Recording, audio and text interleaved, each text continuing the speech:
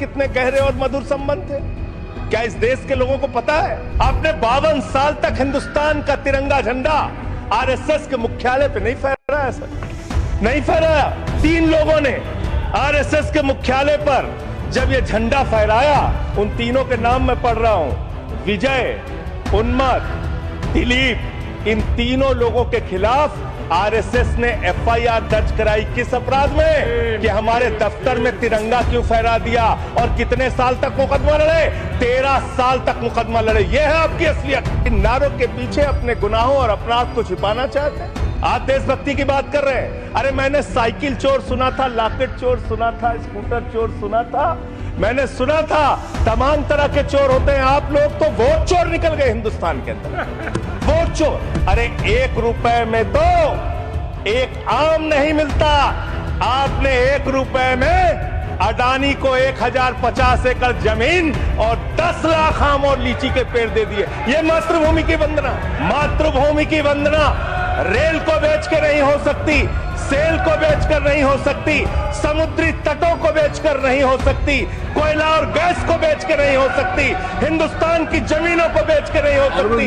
तुम लोग मातृभूमि को बेचने वाले लोग हो, तुम मातृभूमि की वंदना करने वाले लोग नहीं हो। हमने फिल्मों में सीन देखी है, डाकू लोग आते हैं, जय भवानी जय भवानी जय भवानी कह के, और वो गांव का गांव लूट के चले जाते हैं।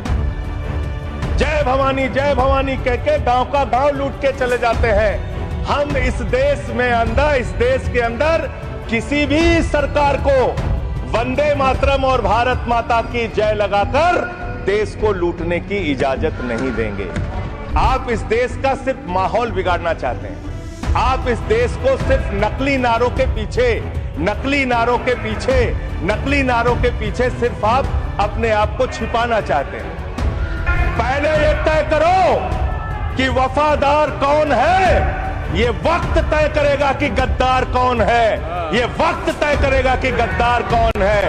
मान्यवर, मैं सोच रहा था कि वंदे मातरम के बारे में उसके 150 वर्ष पूरे होने पर यह चर्चा सरकार के द्वारा क्यों प्रायोजित कराई जा रही है।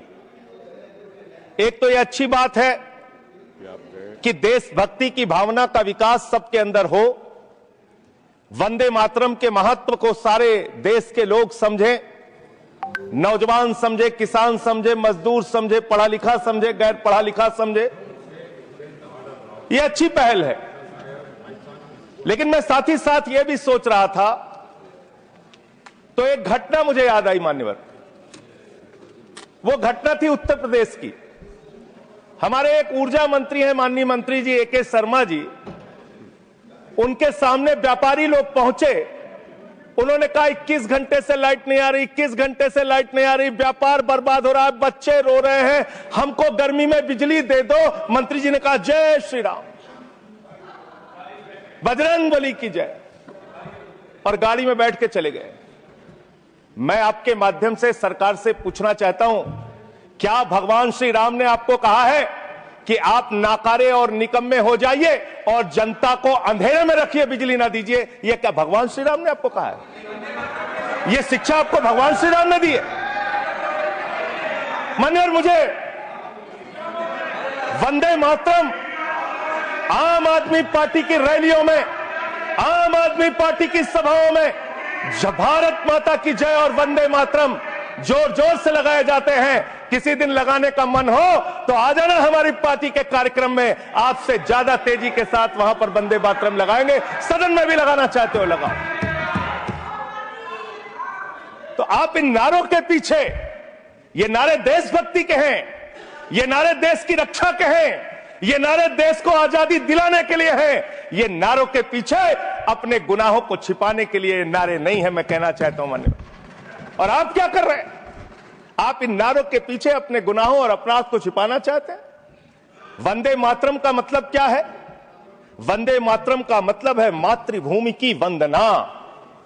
मातृभूमि की वंदना। हम मातृभूमि की वंदना करते हैं, तो आप कैसे मातृभूमि की वंदना कर रहे हैं? अरे 1 रुपए में तो एक आम नहीं मिलता। आपने 1 रुपए में अडानी को 1050 एकड़ जमीन और 10 लाख आम और लीची के पेड़ दे दिए। ये मातृभूमि की वंदना, ये आपकी मातृभूमि की वंदना है। आप मातृभूमि को बेचकर मातृभूमि की वंदना कर रहे हैं। ये मातृभूमि की, आज वंदे मातरम पे ही बात करूंगा सर। मातृभूमि की वंदना, मातृभूमि की वंदना हिंदुस्तान के एयरपोर्ट को बेच के नहीं हो सकती। मातृभूमि की वंदना रेल को बेच के नहीं हो सकती, सेल को बेचकर नहीं हो सकती, समुद्री तटों को बेचकर नहीं हो सकती, कोयला और गैस को बेच के नहीं हो सकती, हिंदुस्तान की जमीनों को बेच के नहीं हो सकती। तुम लोग मातृभूमि को बेचने वाले लोग हो, तुम मातृभूमि की वंदना करने वाले लोग नहीं हो।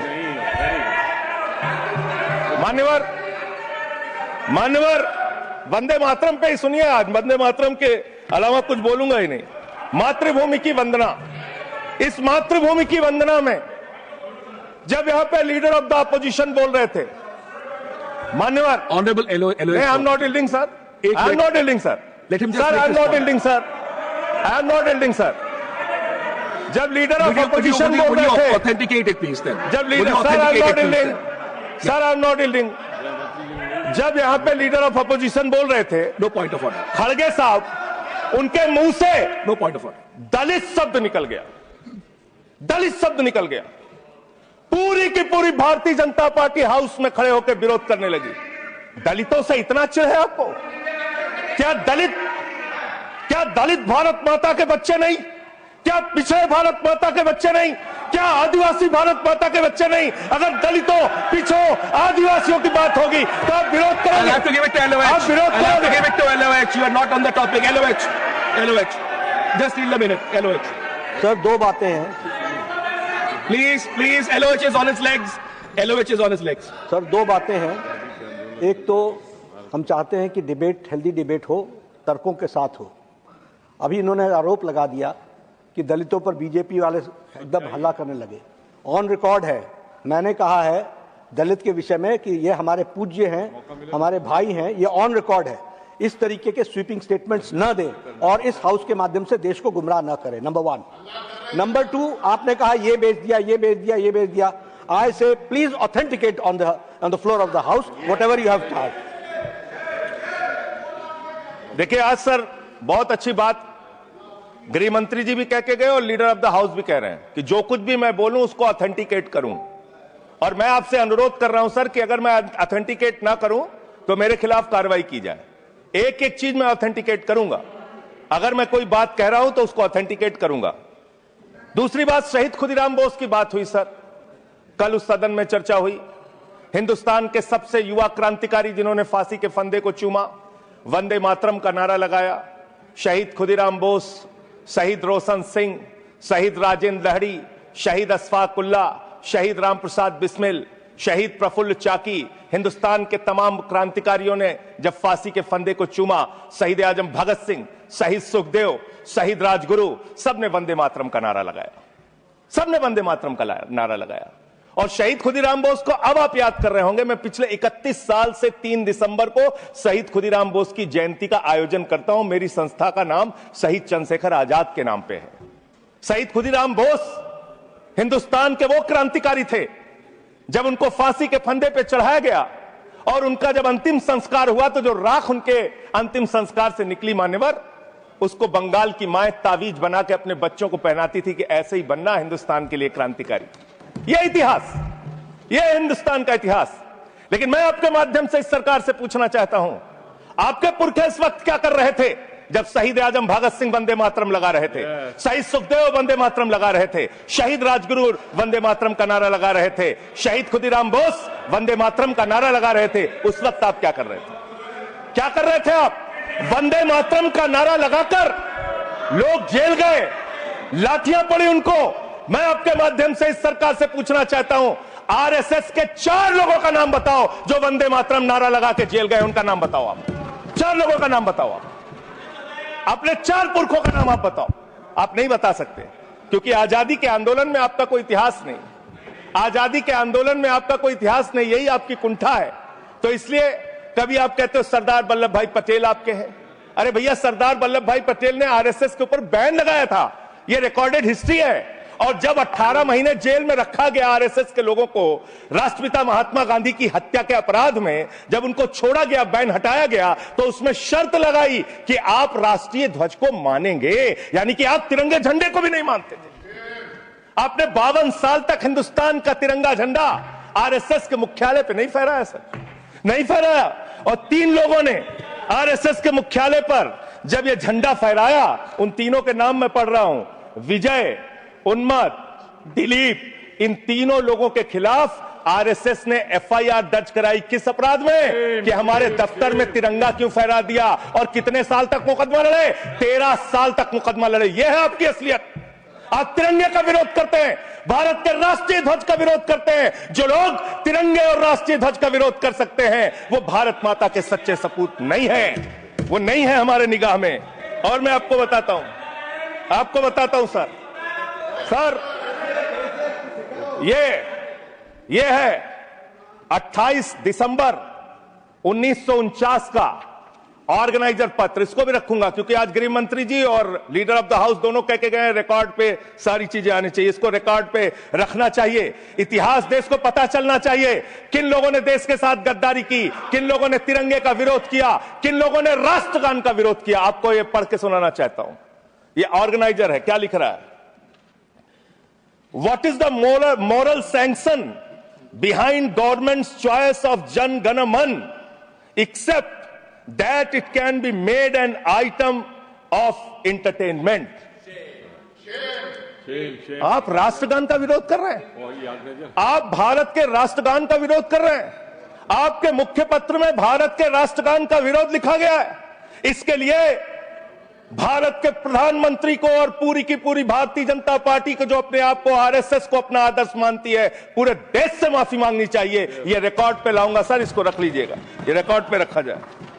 मान्यवर, फिर से बोल दे रहा हूं, 28 दिसंबर 1949 ऑर्गेनाइजर अखबार जो आरएसएस का मुख्य पत्र है, और इस आरएसएस के मुख्य पत्र में फिर से लिख दे रहा हूं, फिर से पढ़ दे रहा हूं क्या लिखा हुआ है। What is the moral sanction behind government's choice of Jan Gana Man? Unnecessary it will get provoked. It can be made an item of entertainment. Please continue. ये लिखा Sanjay ji unnecessarily provoke. Continue. अच्छा सर, मैं आपसे ये कहना चाहता हूं कि आपने तिरंगे का विरोध किया, राष्ट्रगान का विरोध किया, वंदे मातरम आपने लगाया नहीं कभी। कोई आपका व्यक्ति देश की आजादी के आंदोलन में जेल नहीं गया कभी। आपने कोई देश के लिए, हमारे यहां अवधि में कहावत है, नाखून कटाए के शहीद ना बना भैया। तू तो नाखूनों नहीं कटाया भैया, बिना नाखून कटाए शहीद बना चाहता है, बिना नाखून कटाए शहीद। ऐसे काम नहीं चलेगा सर। जिन्ना का भी जिक्र कल दूसरे सदन में हुआ, प्रधानमंत्री जी ने जिक्र किया। जिन्ना के साथ आपके कितने गहरे और मधुर संबंध थे, क्या इस देश के लोगों को पता है? नहीं पता, मैं बताता हूं। श्यामा प्रसाद मुखर्जी जी फजलुल हक की गवर्नमेंट में फाइनेंस मिनिस्टर थे, और फाइनेंस मिनिस्टर रहते हुए उन्होंने अंग्रेज गवर्नर को चिट्ठी लिखी थी। Shyama Prasad followed this and told governor Herbert the administration of the Bengal province should be carried on in such a manner that in spite of the best efforts of the Congress, this Quit India movement will fail. ये चिट्ठी लिखी है। आपने भारत छोड़ो आंदोलन के खिलाफ आपके नेता, जनसंघ के पहले राष्ट्रीय अध्यक्ष और तत्कालीन गवर्नमेंट में जो वित्त मंत्री थे, उन्होंने चिट्ठी लिखी अंग्रेज गवर्नर को और कहा कि भारत छोड़ो आंदोलन, जो हिंदुस्तान के क्रांतिकारियों का आंदोलन था, जो देश की आजादी का आंदोलन था, वो आंदोलन कुचल देना चाहिए, खत्म कर देना चाहिए। ये है रिकॉर्डेड हिस्ट्री आपकी। ये आपको, आपके बारे में पूरे देश को पता रहना चाहिए। अब जिन्ना, हाँ, इसको भी सभा के पटल पर, जिन्ना और आपके रिश्ते क्या थे? कितने मधुर रिश्ते थे। एक राज्य में सरकार नहीं बनाई मान्यवर इन्होंने, नॉर्थ वेस्ट फ्रंटियर, सिंध प्रांत, और फजलुल हक की गवर्नमेंट। फजलुल हक वो शख्स है जो पाकिस्तान बनने के बाद वहां की सरकार का गृह मंत्री बना। आपके रिश्ते उन लोगों के साथ थे, ये देश को पता होना चाहिए। इसलिए आप किसी को भी देशभक्ति का प्रमाण पत्र बांटने का काम मत कीजिए। आप वंदे मातरम लगाने का काम कर रहे हैं और देश की सुरक्षा के साथ खिलवाड़ कर रहे हैं। आप भारत की सेना को 4 साल के अग्निवीर पे लेके आ गए, जो हिंदुस्तान की सीमा की सुरक्षा करने वाले हैं, जो वंदे मातरम का नारा लगाते हैं हमारे जवान, हमारे सैनिक, जो -50 डिग्री टेम्परेचर में सियाचिन में और +50 डिग्री टेम्परेचर में जैसलमेर में भारत की सीमाओं की रक्षा करते हैं, इस मातृभूमि की रक्षा करते हैं, उनके पीठ में छुरा मारने का काम आपने किया, उनकी नौकरी 4 साल की कर दी अग्निवीर की। आपको मातृभूमि से प्यार है, आप देशभक्ति की बात करेंगे, आप देशभक्ति की बात कर रहे हैं। अरे मैंने साइकिल चोर सुना था, लॉकेट चोर सुना था, स्कूटर चोर सुना था, मैंने सुना था तमाम तरह के चोर होते हैं। आप लोग तो वोट चोर निकल गए हिंदुस्तान के अंदर, वोट चोर। 3 करोड़ वोट उत्तर प्रदेश में 3 करोड़ वोट की चोरी करने जा रहे हैं। कल की मीटिंग में पता चला 17.5% वोट उत्तर प्रदेश में काटे जाएंगे।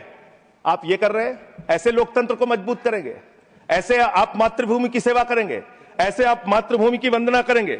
मान्यवर, मैं आप लोगों से सिर्फ इतना कहना चाहता हूं मान्यवर आपके माध्यम से कि हमने फिल्मों में सीन देखी है, डाकू लोग आते हैं, जय भवानी जय भवानी जय भवानी कह के, और वो गांव का गांव लूट के चले जाते हैं। जय भवानी कह के गांव का गांव लूट के चले जाते हैं। हम इस देश के अंदर किसी भी सरकार को वंदे मातरम और भारत माता की जय लगाकर देश को लूटने की इजाजत नहीं देंगे। वंदे मातरम लगाएंगे, भारत माता की जय लगाएंगे, जय हिंद भी कहेंगे, राष्ट्रगान भी कहेंगे, वंदे मातरम भी गाएंगे, लेकिन देश के साथ गद्दारी और धोखेबाजी नहीं करने देंगे, आपको नहीं करने देंगे। ये देशभक्ति के नारे हैं, ये देशभक्ति के नारे हैं। आप बेरोजगारी पे बात नहीं करना चाहते, महंगाई पे बात नहीं करना चाहते, दलितों का मंदिर में प्रवेश वर्जित है, कहीं उनको रोका जा रहा है, उस पर बात नहीं करना चाहते, पिछड़ों का शोषण हो रहा है, उस पर बात नहीं करना चाहते। आपने मातृभूमि की सेवा यह की है कि आज हिंदुस्तान के ऊपर 200 लाख करोड़ रुपए का कर्जा है, 200 लाख करोड़ रुपए का कर्जा आपने हिंदुस्तान को आज इस स्तर पे पहुंचाने का काम किया है। और दूसरी बात मैं पूछना चाहता हूं आपके माध्यम से मान्यवर, इस देश में मजदूर भी हैं, किसान भी हैं, आदिवासी भी हैं, दलित भी हैं, पिछड़े भी हैं, सवर्ण भी हैं, सब में अनपढ़ है, सब में भारी संख्या है जो पढ़े लिखे नहीं है, जिनको संस्कृत का ज्ञान नहीं है, जो नहीं पढ़ सकते वंदे मातरम। तो आप उनको कह रहे हैं कि वो देशभक्त नहीं है।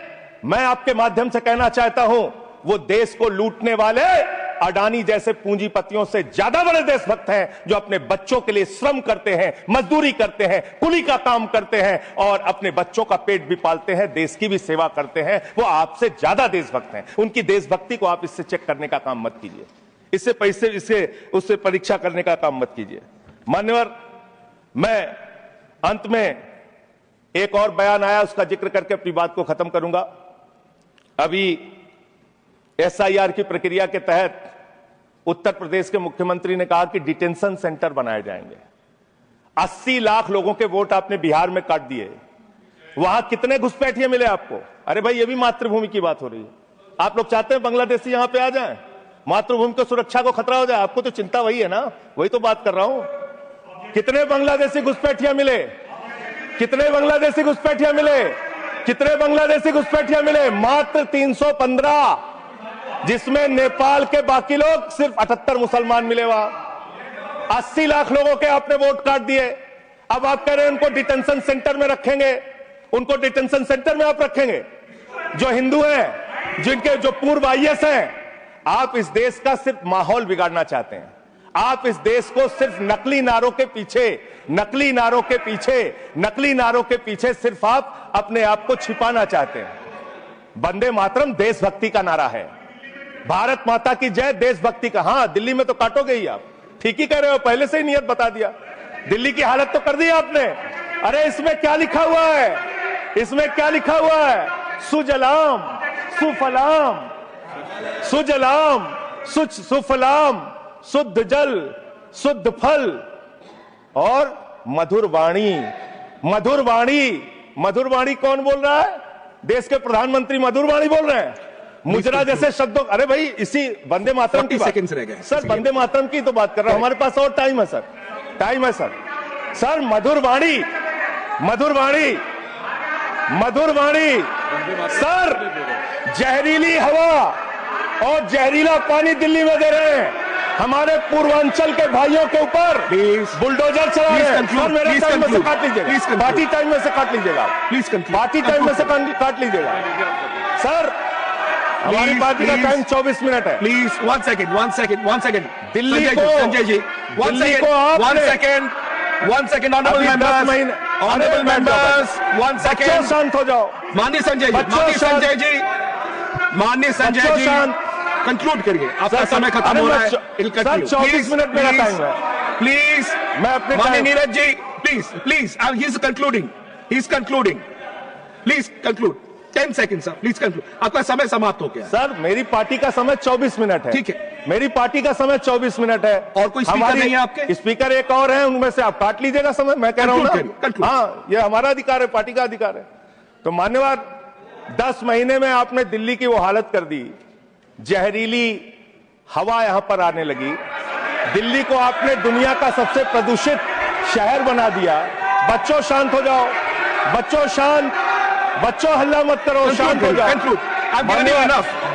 अरे मैं एक मुख्यमंत्री इन्होंने बनाया है, कंक्लूड करिए सर। एक मुख्यमंत्री बनाया इन्होंने, प्लीज खत्म कर रहा हूं प्लीज। एक मुख्यमंत्री बनाया है जिसको ये नहीं मालूम कि AQI होता क्या है, वो टेम्परेचर बता रही है। ये हालत है। तो इसलिए मैं अंत में इन्हीं लाइनों के साथ कि पहले ये तय करो कि वफादार कौन है। ये वक्त तय करेगा कि गद्दार कौन है। ये वक्त तय करेगा कि गद्दार कौन है। पहले ये तय करो कि वफादार कौन है। ये वक्त तय करेगा कि गद्दार कौन है। वंदे वंदे थैंक यू वंदे वंदे वंदे वंदे वंदे वंदे। कोई बीजेपी वाला वंदे मातरम नहीं लगाया सर। Thank you